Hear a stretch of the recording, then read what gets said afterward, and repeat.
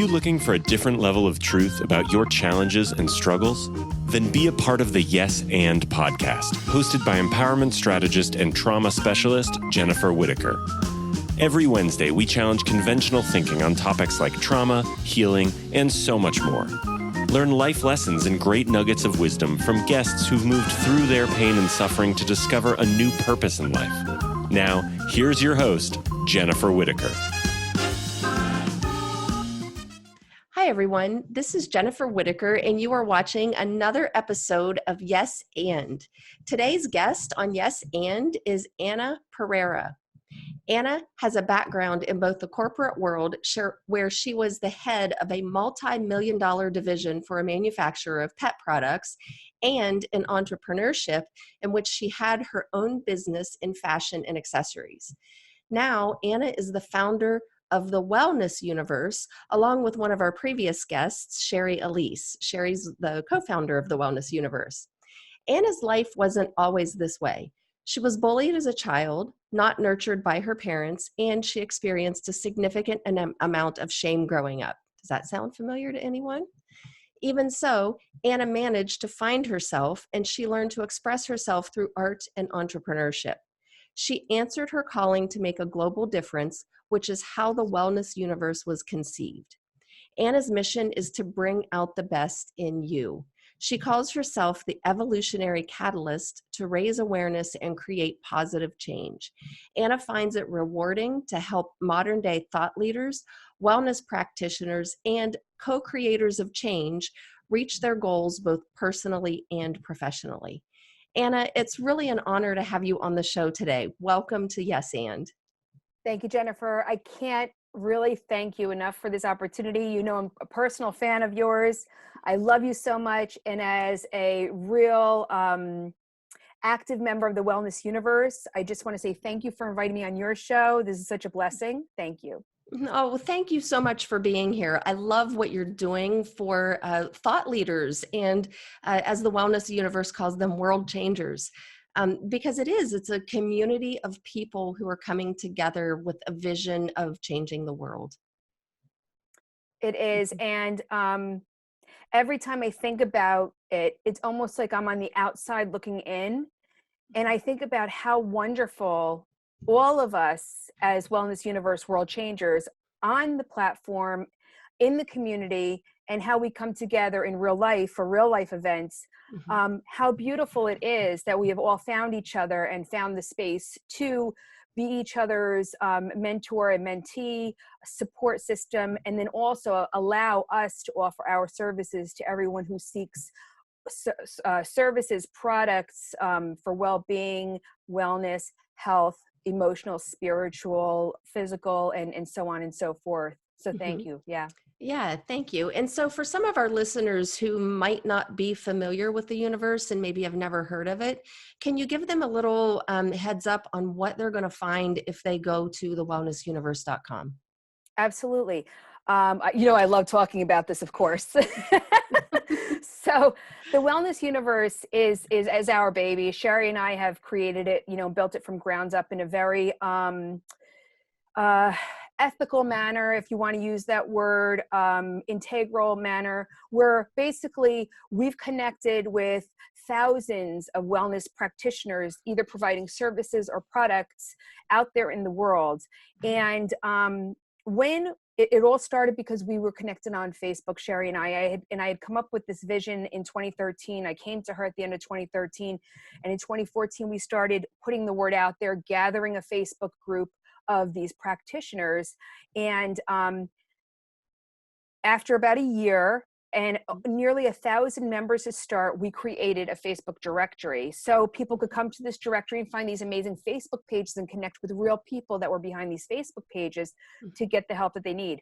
Now, today, if you come to thewellnessuniverse.com, what you're going to find is all of these amazing people have their individual profiles, and you can connect with them either on the platform or off the platform. Some of them teach classes. So we have classes live and recorded on thewellnessuniverse.com. We have tons of articles and blogs. I mean, we probably have over 40,000 pages on the site that consists of the individuals that provide wellness resources for people seeking them. And and articles and classes and things like that. So that's really what any visitor will find. And since it's an open site, you can browse the directory and find what you're looking for without even having to sign up at this point right now. And that's what they'll find basically. Oh, fantastic. Yes. And it's a fantastic resource. I've found some great people that I've worked with from the wellness universe who have helped me in my own personal growth. So I can attest to some of the quality of some of the practitioners that you have recruited to the site. It's fantastic. Thank you. Yeah. So, Anna, I'm curious. I want to circle back around because you'd mentioned in your bio that as a child you had experienced bullying, and you didn't, experience a lot of nurturing from your parents, and you experienced a lot of shame growing up. So, do you mind talking a little bit about some of those experiences and how did those experiences affect you in adulthood? Sure. So, yeah, to start back in the beginning, I know like a lot of us experience stuff in our childhood. I see the way parenting is done these days, and lots of parents show so much love or an overabundance of spoiling to their kids, and their kid is the best. And back then, I think that, I think we're about the same age. I think back then, parents were more of like, I'm the parent, you're the child, you're supposed to respect me, you're supposed to stay quiet. And there wasn't like this dynamic that I see that happens now where parents are so encouraging and putting their kids in like all different types of activities to develop them, on different levels, socially, academically. And back then it was more like, from the house, the perspective of the house growing up inside the home, it was much like, my parents come from an old school background. So it was like, everything is in the closet. You don't talk about personal things. You don't talk about sex. You don't talk about these things that are part of, normal growing up.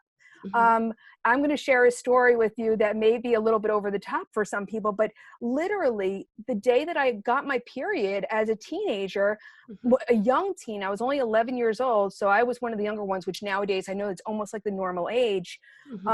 Excuse me. I went to my mom and I'm like, Mom, I got my period. And she's like, are you sure? And I'm like, what kind of question is that? Like, you get it and Right. you get it. It's like, Mm-hmm. but this is kind of frames how in the closet everything was, how you don't talk about certain things. Right. That's how I grew up.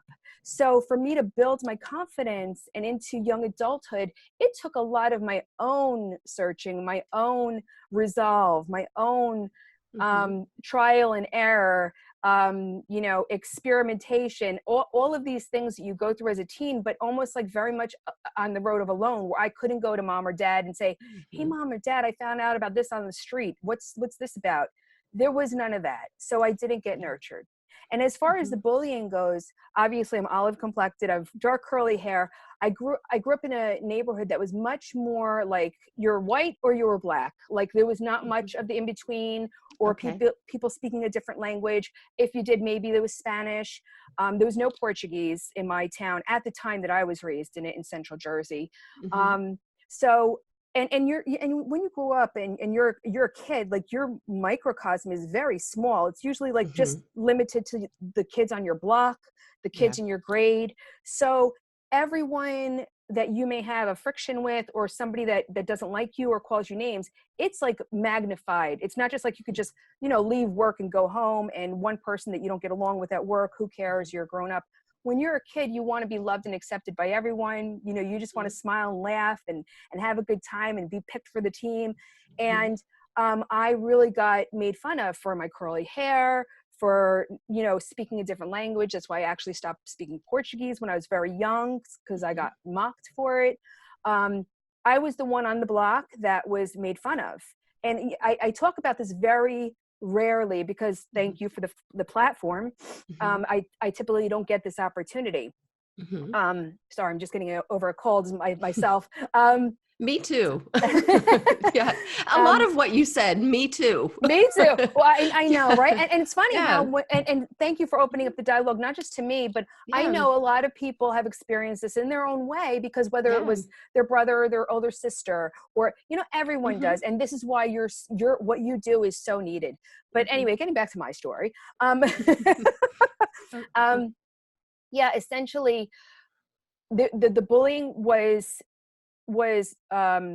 it was major, because you're really young, and those are the every minute of every day when you're 5, 6, 7, 8, 9, 10 years old, it's like magnified, whereas Yes. adults, 5 years could pass and be like, oh, I just bought that yesterday. Oh my gosh, it's been 5 years since I bought that pocketbook. I think it's Right. time to change my pocketbook. Right. Oh, you sound like me. I am so not a purse has to match my outfit sort of girl. But it's so funny. But when you're a kid, anything that happened like yesterday, that's like your entire life until tomorrow, and still next Right. week. It's like a big deal. So Right. all of that really, it had a really big effect on me. And I was fortunate enough to always have, thank goodness, that like outlet of being an artist, and outlet of expressing myself, and a little bit of like the who gives a fuck attitude when I was getting Yeah. a little older, and excuse my French, but that's what really, that little bit of toughness really is what helped me to, level up, and then level up and keep leveling up, is to get me to where I am today, or else I would have really succumbed to that and been in that, traumatic situation for my life, and surrounded myself with people that are not desirable, not good for my well-being. And Right. instead I made the shift, in my older teens and in my young adulthood, because I wanted more for myself. But yeah, I mean, between my home life and the little bit of bullying, it was significant at the time, and especially because it's my neighborhood, it was a big deal. But then as I got older, I started, getting more resilient, and finding my own, and attracting my friends. You know, things started turning around for me, but it was definitely, it definitely could have went the other way. Yeah, absolutely. And for a lot of people, it does go the other way. It really does. And a lot of what you said really resonates with my story and with a lot of guests. It's very similar with a lot of guests that I've had on in the past. Just the bullying and the shaming. And one thing I talk about as a trauma specialist is it doesn't have to take intention or intentional abuse for trauma to imprint on the nervous system, because the type of trauma I work with is the type of trauma not about what happens to you. It's a result of what happens inside of you as a result of what happens to you. So it's when we start to compensate our behaviors, and we start to modify who we are in order to please other people so we can fit in, because we don't have a sense of belonging. And so my curiosity is, did you compensate your behaviors? And if you did, at what point did you become aware of it and start to turn around and go the other way? Like, how did you come to that level of awareness that things needed to change? Yeah, I think that just my sole desire for wanting more, like goal setting for myself. Like I wanted more out of life. I wanted to be, for example, one of the things that I heard in the household all the time is, we can't afford it, we can't afford it, we can't afford it, which translates to, no, you're not worth it, you're not worth it, you're not worth it, we're not going to do that, that's not important to us, that's not where we care to spend our money, or things like that you hear when you're a child, when you're around everybody else that has something, like, and I'm dating myself, but like Atari or MTV or cable, Yes. you know what I mean? Yeah. And I knew from that, like literally I was like, this is bullshit. I'm like, I'm not going to have this for my life. Like I deserve more. And I don't know what inside of me made me think that way along the way. I do know that I have always been independent. I've worked since I was 12 years old, doing side jobs and I worked 2 and 3 jobs even when I was in high school and in college.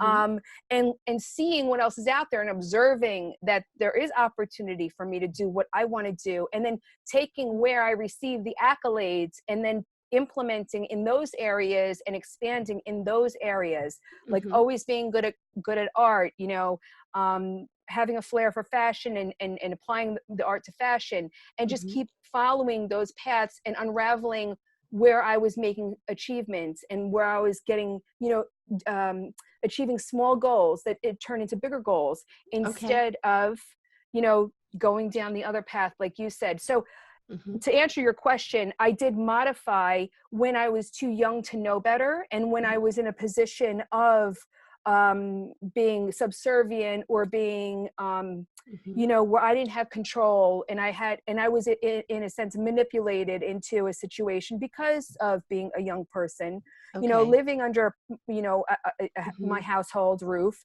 things like that. But once I had the first chance and first opportunity, I think I moved out when I was 19 years old, got my own apartment, then that's when more of the bigger shifts started happening for me, when I had real control over my own life. Because as you know, it's very difficult when you're living under somebody else's rules, that to really control all of that. So I think as becoming an adult really made a big difference for me personally.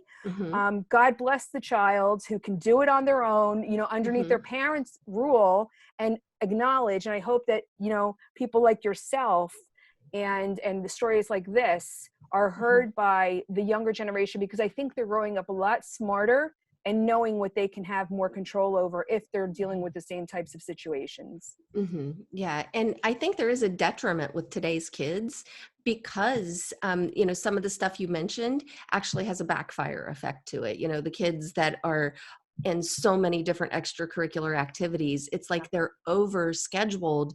And I think one advantage that we had, because I feel like you're right. I don't know how old you are. I'm 47. So I don't mind sharing my age. Like, I'm a Gen Xer, and I do feel like maybe we have that same petulant teenager, like that inner child that comes up.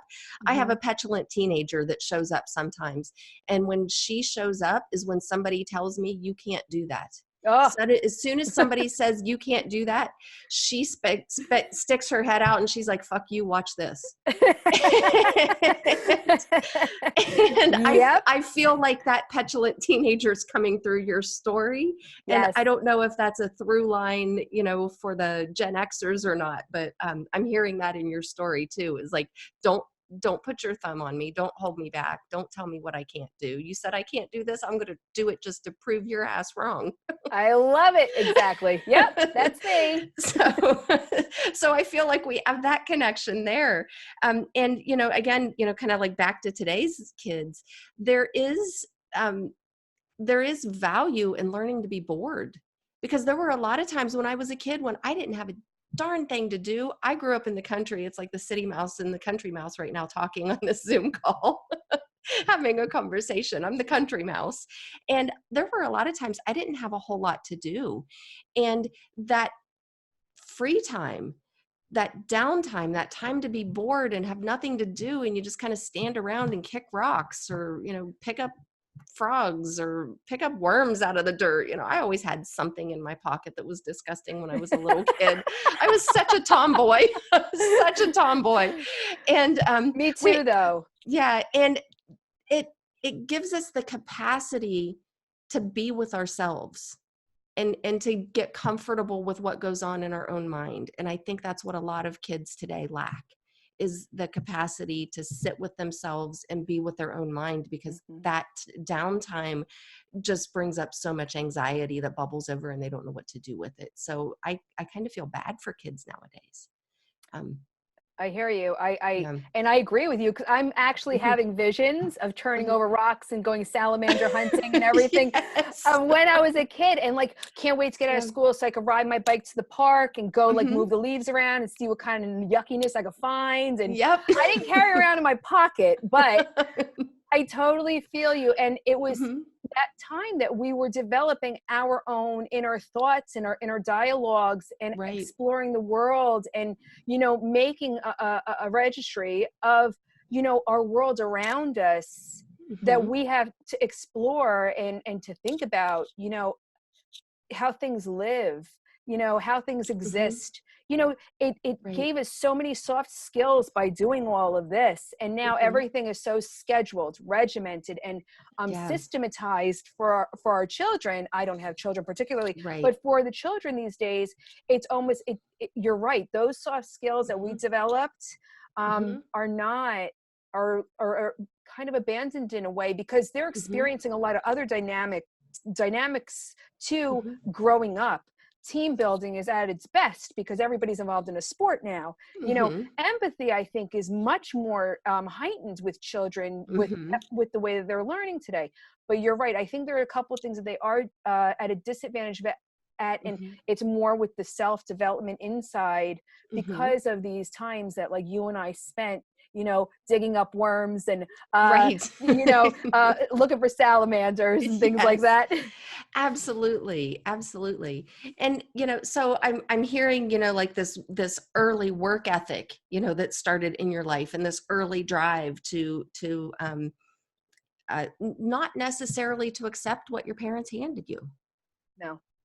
You know, and that's okay. We don't have to just accept the lot that we're given in life. We have, so I think Anna, you are a perfect example of how we all have within us the power to change and make a difference in our own lives if we just set our mind to it. And then once we set our mind to it, our actions have to follow suit. Absolutely. And it's so funny. And while you were talking, Jennifer, you know what came to me? I didn't understand that there was choice when I was a kid. I didn't understand that there was choice. Like these days, I watch my friends or family go to feed their kid, and it's like, oh, they don't want that for dinner. What do you want for dinner? Who asked me what I wanted for dinner when I was a kid? You ate what mom cooked. That was it. There was no choice. Right. You ate it, you wore it, or you got your ass beat. And you got that right, girlfriends. And that is the truth. And it was mostly force feeding you if you're going to, you know, because you had to eat and you had to clean your plate. But there was no choice. I'm like, that's interesting. I'm like, there's choice, you know, like, and then, you know, I had to realize that there was choice for me, you know, as I got older. And even, it didn't even occur to me that there's choice for children now, because I'm looking at, I'm like, wow, I'm like, so they won't eat this, so you're going to make something special just for them? I'm like, wow. I'm like, okay. I'm like, times have changed. Yeah. Even at the school that I went to, there was no recess until you cleaned your plate. Wow. And I was one of the only, I shouldn't say one of the only, but I was one of the few kids in my class who really, really liked peas. I've always loved green peas. So anytime that we had peas, like we were always negotiating and like, here, I'll take your peas, but you take this, you know, bread and butter. Like I hated bread and butter, and that was the worst, to have to eat my bread and butter sandwiches. It's like barf. You know, that it's like is so funny. So, you know, like food became like, oh, what are we going to trade, or what's for lunch today? And I know what I'm eating. I'm eating everybody's peas. Everybody else can have all this other crap. So yeah. And it even spilled over into the schools. And so those, you know, little lessons in life on how do you negotiate through a situation that's not to your advantage in the moment to make it to your advantage. Kids don't learn those skills. So they kind of pout their way through and demand their way through getting their way. And I don't know about you, but I experienced some of the anxiety from this overscheduled, regimented world that we live in. I miss the days when you could just show up on somebody's doorstep and show up at your best friend's house and say, hey, I'm here, you know, and just kind of walk in, because that's how it was when I grew up. You know, people walked in your house, you walked in other people's houses. Now you can't even call somebody unless you first text and schedule a phone call. Just about to say that. Oh my God, I can't stand it. And it brings up anxiety in me. And so I'm curious, like, how do you navigate that in your life? And how do you navigate that level of anxiety? Or do you even experience that level of anxiety? Oh God, Jennifer, no anxiety here. I just, you know, have so much free time and no schedule. Oh, please. Yes, anxiety is a major part of my life. I talk about it, you know, quite often actually, for when I do, because I'm also one that doesn't like to live in the Kim used to call the mully grubs. I think it's called the mully grubs. It's like when, you know, in the muck and in the mire and in the situation, because here I am, I'm the founder of the wellness universe. I should at least epitomize, you know, through the leadership that I, you know, exemplify, not be that person who's always constantly talking about the issue. And I really try not to, get into the issue, because I'm about the resolution, and I really am. But I do suffer with the issue. It's sort of like as if I had an obvious limp. I'm not going to talk about my obvious limp all the time. Yeah, one leg is shorter than the other. I'm not going to keep talking about it, So it's just one more thing that you deal with. And that's what, builds obviously your leadership, your resilience, and getting through to the end situation where you're happy, And so, yeah, I do experience anxiety, and yeah, I do have to navigate it. And I'm going to tell you, sometimes I do take medication for it. Sometimes I do take my Xanax when I go to bed, when it's so bad, that I can't find a way to meditate it away, or I'm in a reactive situation because it just all got too much. And I'm not ashamed to say that, because sometimes things happen. Basements flood. Roofs leak down your walls. I mean, there's stuff that happens along with a high load already that I already take on from having the Wellness Universe, living in between two countries, traveling all over the world all the time, living out of suitcases, that I'm already here. I'm vibrating here. It's like, how much more can we take on? You know what I mean? And so when something does happen, yeah, it does add to the anxiety level. How do I navigate it? Each day I rise and I try to tell myself, hey, today's a great day. And no matter what happens, at least I'm not, I'm not rising and taking on and carrying around a negative or a very sullen type of attitude or a heavy energy. I'm kind of approaching the day with an upbeat attitude, no matter what. And then, when you're dealing with the physical effects of anxiety, because that's really what when people talk anxiety, it's really the physical effects that people are suffering from that really, is more tangible for people to understand and want to, deal with and cope with and dispel. Then there's all kinds of wonderful, there's there's EFT and all kinds of different types of things like that I do. Just talking to my husband sometimes and just, being open with my feelings and telling him what's going on, and him being receptive, so having that safe space and that safe harbor of having someone to talk to, speaking with someone like you, who is compassionate and understanding as a therapist, really helps out someone like me or anybody who's coming to talk to you about that, because we need to get it out. We need to release it. We need to deal with it. And I try my best ways to have that happen. And especially being the founder of the Wellness Universe and people looking to me for all the answers. It's like, I don't have all the answers. Just like you have to go to multiple doctors sometimes to get diagnosed. Even not every doctor has all the answers. I don't have all the answers, and my life isn't perfect. And I hope that makes you even more comfortable, because I'm a real person and I understand, So it is a conversation that takes place in my life. Anxiety. It is. It's real. And I love that answer. Thank you so much for being so open, Anna. I really appreciate that. And I hope our listeners really, really took the time to listen to that entire answer. There are 3 reasons that my show is named Yes and one of those reasons is and consciousness. And consciousness is not about the middle way. It's not about denying extremes. It's about expanding your consciousness to accept the extremes. It's about realizing that we live in a world that is fraught with polarity and duality and hypocrisy and opposing truths that are both true simultaneously. And so expanding your consciousness to accept that, just like you said, sometimes the basement floods, sometimes the roof leaks, sometimes there's anxiety, there's going to be stress in my life, there are going to be obstacles that I have to deal with. Expanding your consciousness enough to accept that, okay, there's going to be another obstacle, there's going to be another one. I don't know what's next, but it's going to be there. I'm going to have something to deal with. That is what you just gave is a perfect example of and consciousness. Exactly, like one of the reasons my show is named Yes And. So thank you so much for sharing that example and for living that example, because that is my goal, is to kind of spread the word, and hopefully more people will hear this and start to say, oh, okay, I get it. I don't have to put my heels in and resist, because the more we resist the obstacles, the more painful it is and the more suffering we create within ourselves. Suffering doesn't come from out there. Suffering comes from the resistance we have to the obstacles So it's from our internal resistance to obstacles that we face out there in the world. I love that, Jennifer, and I thank you so much for getting people to understand that, because creating that awareness is the key to the lock, and you're literally turning it and opening the door for people with that. Funny story, just to give you another example of how real that this shit is in my life.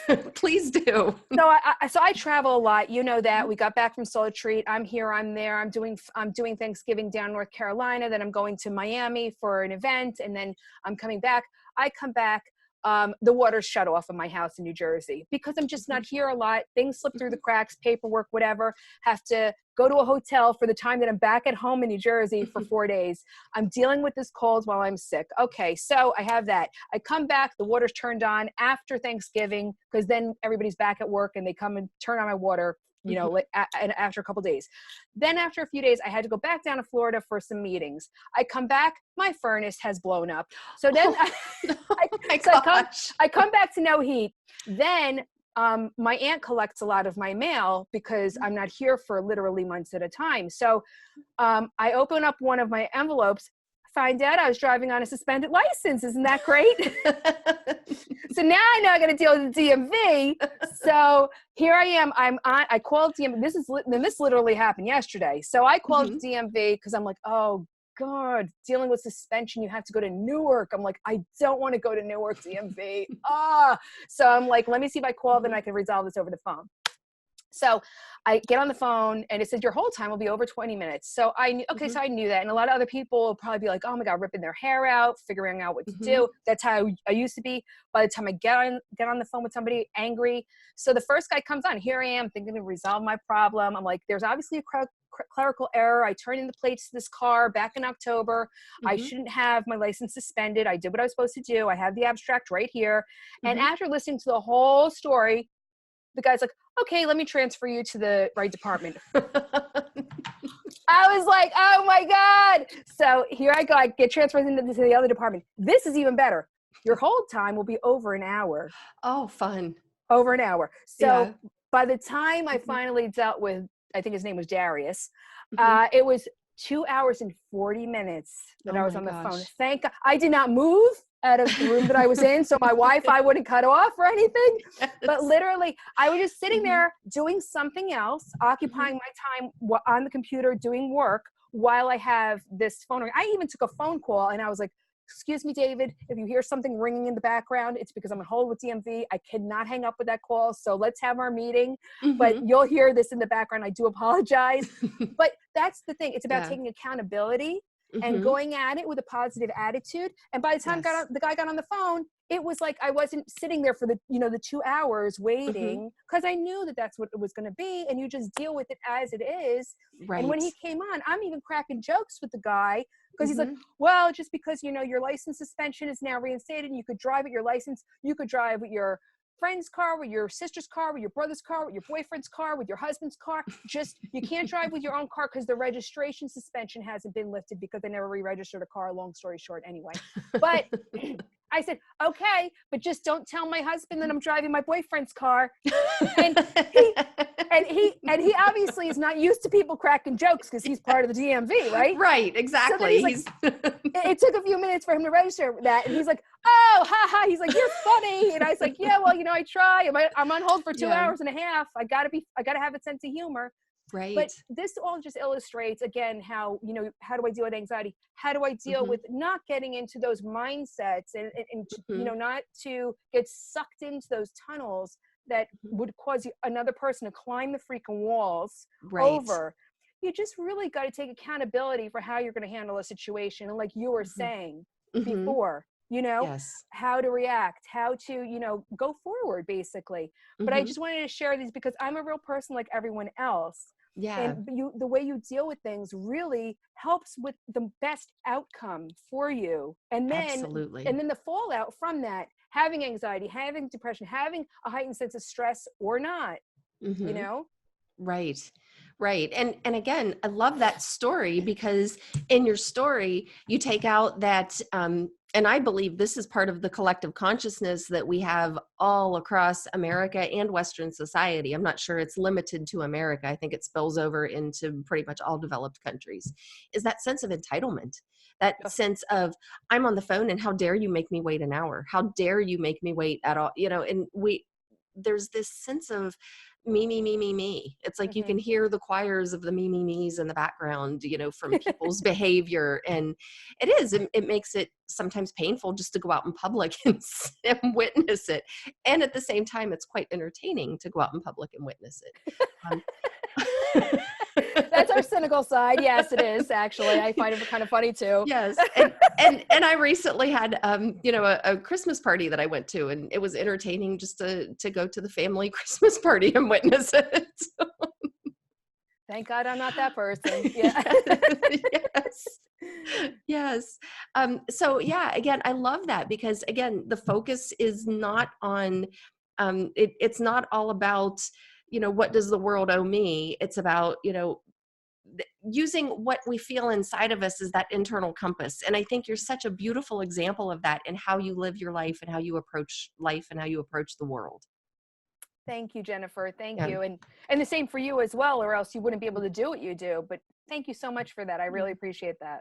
Yeah. And I've had to work really hard at it. It didn't, hearing your story, it sounds to me like it kind of flowed a little bit more naturally from your teenage years and early adulthood. I was one of those people that probably 20 years ago, if, 15, 20 years ago, if we had met, you probably would have said, I don't even want to be friends with her. Hmm. Because I was a lot more messed up and stuck in my own trauma. And that's one of the things I think that I've been able to turn into a gift because I was so stuck in my own selfishness, I can see it in other people because I've learned how to let it go. And I've learned how to take a different approach to life and to, step back from what from what I was taught. I was taught from an early age that I was entitled to certain things. But you know what? That's a Mhm. gift in and of itself, Jennifer, because you're seeing it from an adult's perspective. And, Mhm. sometimes I could see it in other adults that still haven't moved past, and you see it still, manifesting, Mhm. all their traumas manifesting, Yes. all of their repetition of the same issues. They keep reliving the Mhm. lack of boundaries, everything that's, Yeah. so you're lucky that number one, you arrived at it as an adult. So now you have even a different wisdom to take with you, like you said.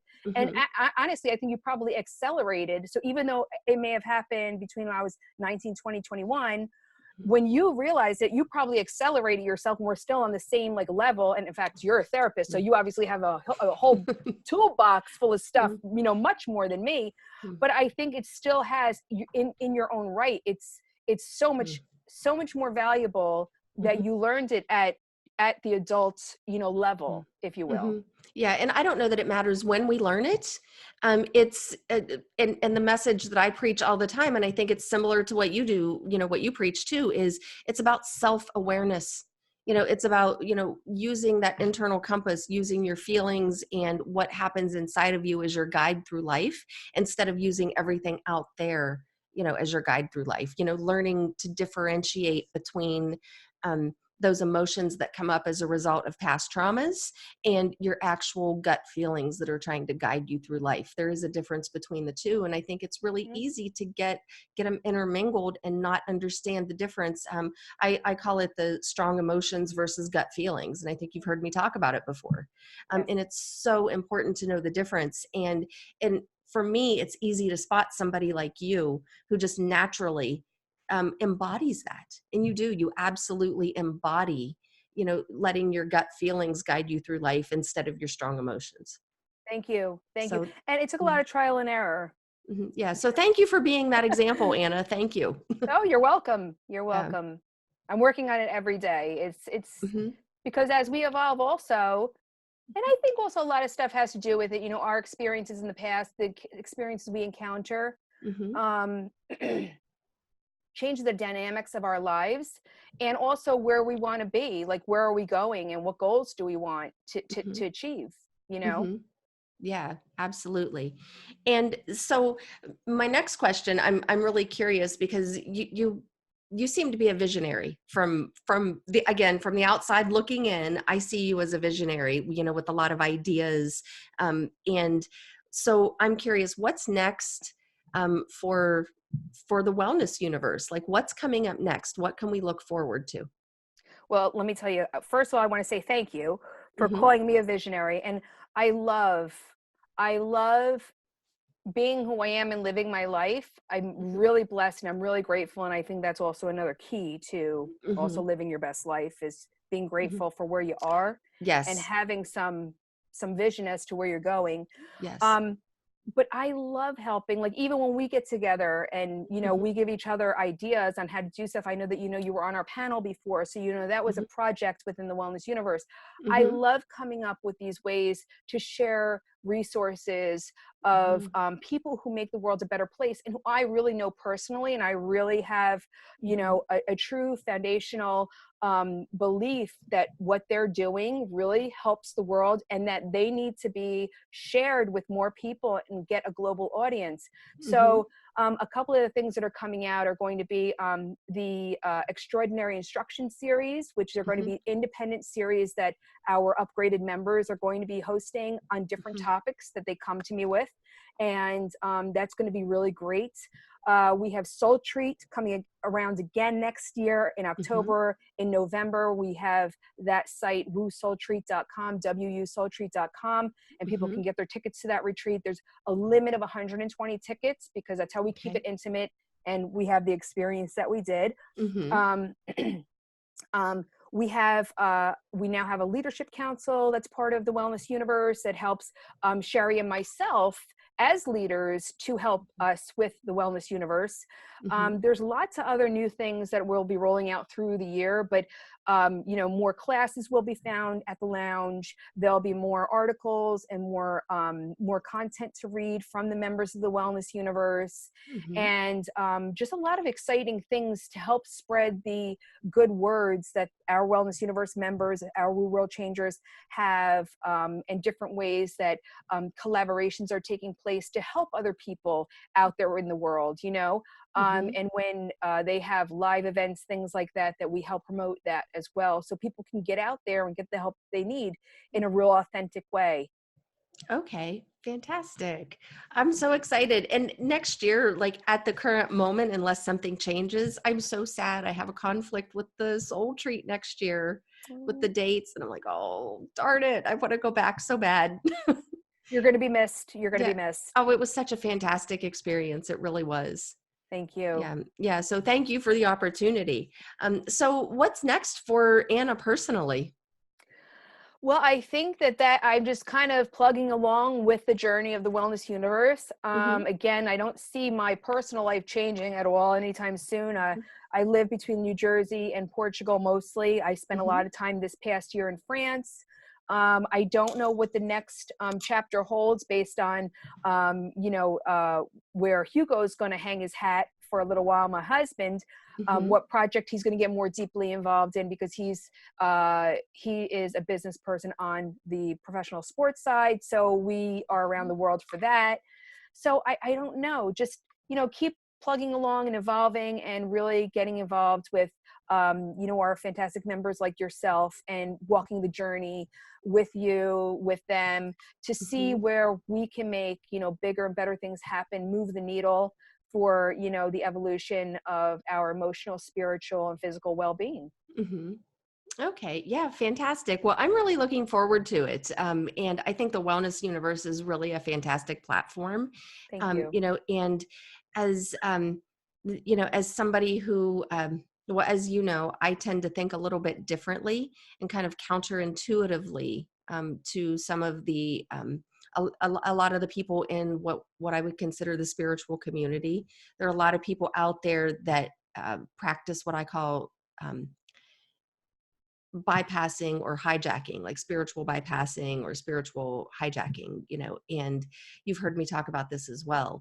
And I do have to say that the people I have encountered on the Wellness Universe, um, m- a vast majority of them that I've encountered don't fall into that category. Like they understand what healing really is. So I think you guys have done a really, really good job at kind of weeding through some of the BS that's out there. Thank you. Um, Well, mhm, Jennifer, sorry to interrupt you, but I think mhm, that the fact that we're not just a directory and an online platform, but that we are literally a community, mhm. everyone has to stand up and be accountable for Yes. who they are. And I think once they're in the room with other people, Mm-hmm. it's like, if everybody goes to an audition and say, I could sing, if you really can't sing, you're going to like kind of step back and like Mm-hmm. back out of the room very slowly with nobody noticing you or ever even there. Right. And then everybody who's left are real, people with Mm-hmm. singing abilities. And I think that is really was also helping to keep the environment and the collective clean, is Mm-hmm. because people are seeing like, oh yeah, I'm not ready for this group. This group is an Mm-hmm. elevated group of people. These people like come with like, locked and loaded with real tools to help people. Yes. And I think that is kind of getting the people who are not ready to just Mm-hmm. kind of fall to the back. Mm-hmm. And those who are, the front line are all, front Mm-hmm. and center on the Wellness Universe. So thank you for saying that. That is Yeah. so huge to me, because Mm-hmm. again, my passion and really what I know God put me here for is to bring the healers to the Mm-hmm. forefront, so healing can really take place in a real, Mm-hmm. tangible, real manner that people can walk away living a better life. So thank you. Yeah, absolutely. And I'll be honest, I didn't know what I was going to get into for sure when I went to Soul Treat. It's like it was my first time there, and I kind of wasn't sure what I was in for. And it was this wonderful, like, oh my gosh, I don't know that I had an expectation. Um, I was just really curious, and I was so pleased and relieved when I saw the quality of all of the other practitioners who were there, because there really wasn't a lot of bullshit to cut through. There wasn't. It was just a lot of genuine people who truly get it. And you could tell that the people in the Wellness Universe and the people at Soul Treat have had their own experiences in life. They're not just talking based on what they've learned in a workshop or what they've learned, from a textbook, because there's so much value to experience. You can't take somebody anywhere you haven't been yourself. It's not possible. I love that. Thank you for framing it that way, because explaining what Soul Treat is very hard unless you experienced it, because Yeah. it isn't necessarily like a spiritual retreat. We're in meditation all day, or, we're locked down.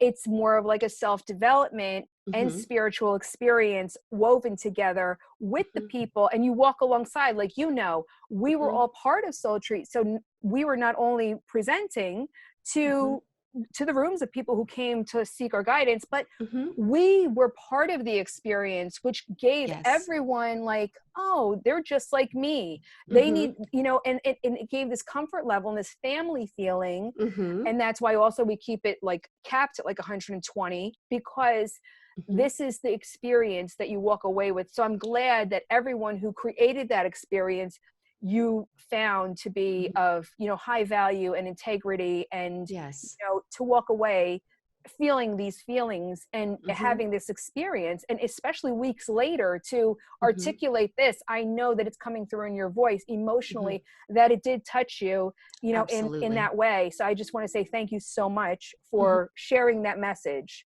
Yeah, it was wonderful. And I'm so thankful that, the Wellness Universe, you and Sherry were able to put this together.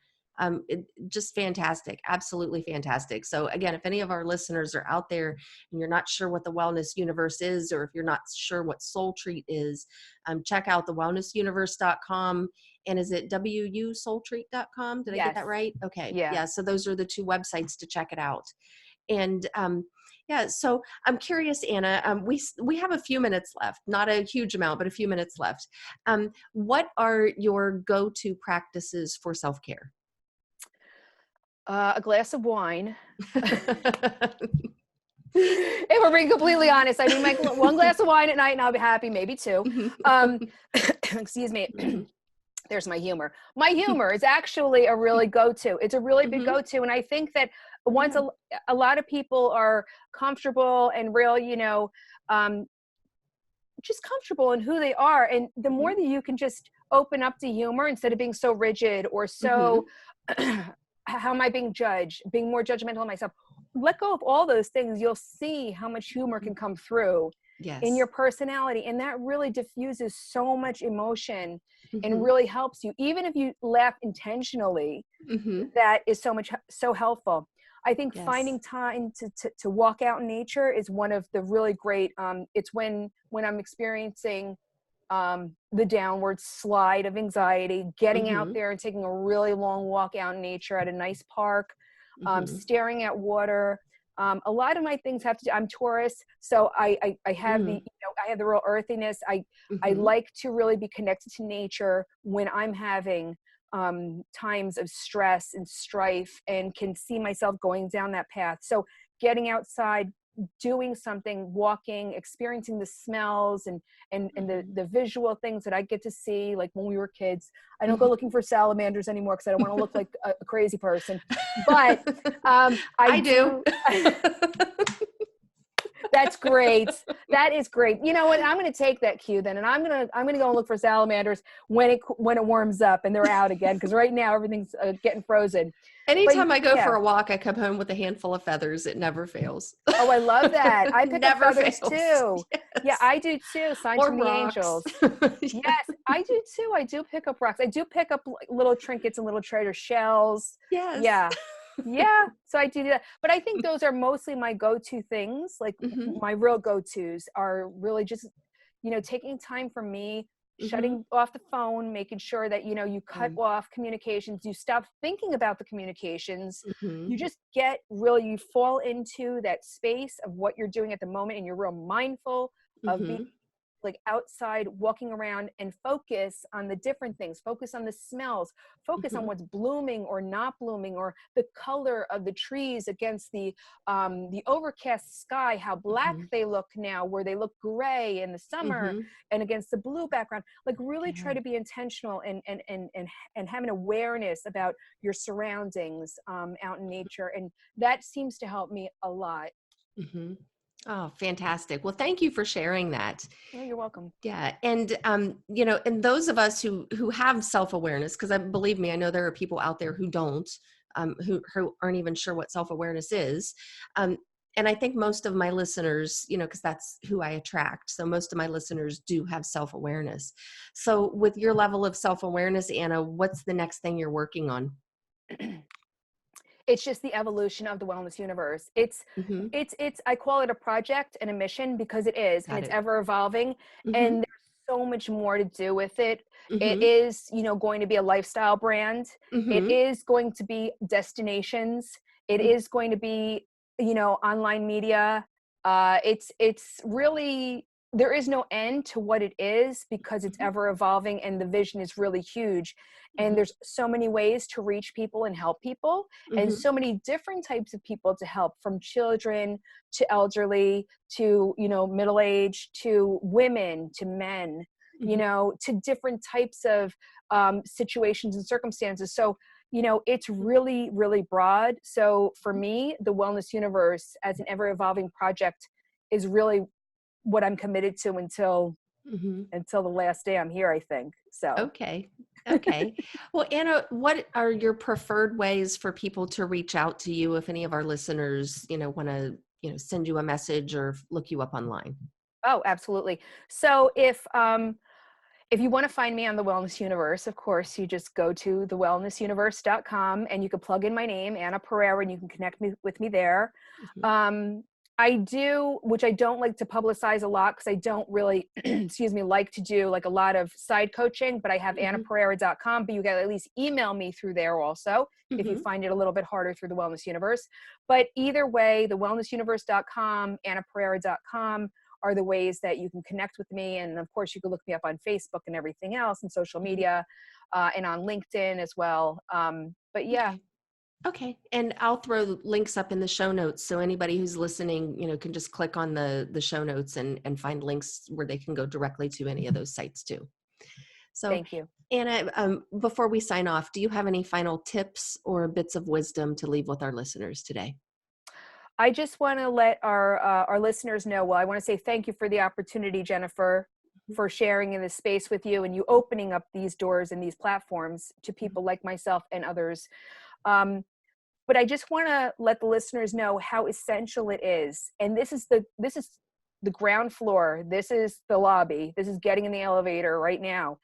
You really have to be able to release any of your preconceived beliefs about yourself, about an expected outcome, about an expected what you think people expect of you, self-judgment, judgment of others.